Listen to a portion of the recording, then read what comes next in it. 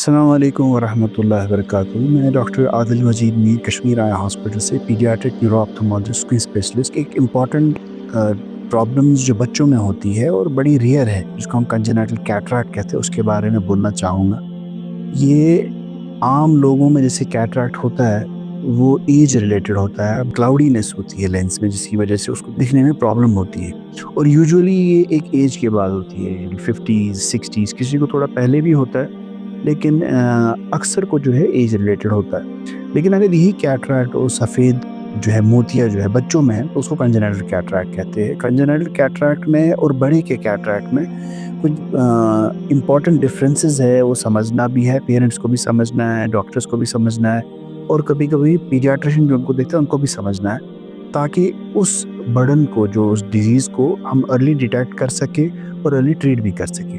जैसे मैंने आपको कहा कि बच्चों में कैटरैक्ट होता है, कभी एक आँख में होता है, कभी बायलैटरल होता है कंजेनिटल कैटरैक्ट, उसके मल्टीपल कॉजेज़ हैं। लेकिन इम्पॉर्टेंट जिसलिए मैंने अभी ये जो इन्फॉर्मेशन देने की कोशिश की वो ये है कि कैटरैक्ट को अर्ली डिटेक्ट करना और अर्ली ट्रीट करना कितना इम्पॉर्टेंट है। बच्चे जो होते हैं बचपन से, जब वो पैदाइश के बाद ही उनकी आँखों में लाइट अंदर जाती है और वो बाहर की दुनिया को अपनी आँखों से देखने लगते हैं। लेकिन जब इन बच्चों में कैटरैक्ट होता है तो इसको हम कहते हैं कि ये विजुअली स्टिमुलस जो है इसका वो डिप्राइव हो जाता है। इसको हम स्टिमुलस डिप्रिवेशन कहते हैं और उस वजह से इनका जो ये आई का apparatus है, सारा जो सिस्टम है, ये इसमें डेवलपमेंट में इशू होते हैं, जिसको हम लेज़ी आई कहते हैं और इनमें डेंस लेज़ी आई होता है या डेंस एम्ब्लायोपिया होता है। इन बच्चों में बहुत इम्पोर्टेंट है कि हमारा जो ये कैटरैक्ट है अर्ली डिटेक्ट हो, चाहे वो पीडियाट्रिशियन की वजह से डिटेक्ट हो, चाहे वो जो ऑप्थेल्मोलॉजिस्ट देखे और चाहे वो पेरेंट्स देखें। लेकिन क्योंकि अगर इन बच्चों में एक ही आई में कैटरैक्ट होगा तो अक्सर जो है ये मिस हो जाते हैं, क्योंकि एक बच्चा नॉर्मली देखता है एक आई से और दूसरी आई में कैटरैक्ट है, तो अर्ली ये पता नहीं चल पाता है। अगर पीडियाट्रिशियन है तो पीडियाट्रिशियन ने अर्ली सबसे इम्पोर्टेंट एग्जामिनेशन जो पीडियाट्रिशियन का है वो है, जो उनके पास फंडोस्कोप होता है, उससे वो रेड ग्लो देख सकते हैं। अगर दोनों में इक्वल रेड ग्लो है, नथिंग टू वरी अबाउट, कोई चीज़ नहीं करने की ज़रूरत है। लेकिन अगर उनको रेड ग्लो में डिफरेंस लगी तो अर्ली है कि इम्पॉर्टेंट है कि बच्चे को ऑप्थेल्मोलॉजिस्ट को दिखाए, ऑप्थेल्मोलॉजिस्ट को रेफ़र करें। और पेरेंट्स के लिए इम्पॉर्टेंट ये देखना है कि अगर ये बच्चे में आपको कुछ भी हेज़ीनेस लगी, कभी तो कैटरैक्ट इतना डेंस होता है कि आराम से दिख जाता है कि किसी एक आई में जो है कैटरैक्ट है। कभी वो इतना सटल होता है कैटरैक्ट दिख नहीं पाता है। जब ऑब्वियस है तो आराम से दिखेगा और अगर ऑब्वियस नहीं है, बहुत ही इस तरीके कैटरैक्ट है जो हम नीट आई से नहीं देख सकते हैं, तो उसके लिए इम्पॉर्टेंट ये है कि कभी एक सिंपल टेस्ट है घर पे, एक आँख बंद करके दूसरी आँख में देखिए वो बच्चा इधर-उधर जो है आँख फिक्सेट करता है, किसी चीज़ की तरफ फिक्सेट करता है। ये बड़ा ईज़ी टेस्ट है, जो बच्चे में 3 मंथ्स या 4 मंथ्स की एज में, बल्कि 2 मंथ्स की एज के बाद ये डेवलप हुआ होता है। तो पेरेंट एक आँख को बंद करके कोई टॉय दिखा सकते हैं पहले, राइट और लेफ्ट, और देखें कि जो फिक्सेशन टारगेट है, चाहे लाइट है चाहे टॉय है, उसकी तरफ वो देख सकता है कि नहीं। अगर वो उस टॉय की तरफ और उस फिक्सेशन टारगेट को आराम से देख पाता है तो हम उम्मीद रखते हैं कि जो कैटरैक्ट अगर हो भी, खुदा ना खास्ता, तो वो इतना डेंस नहीं होगा।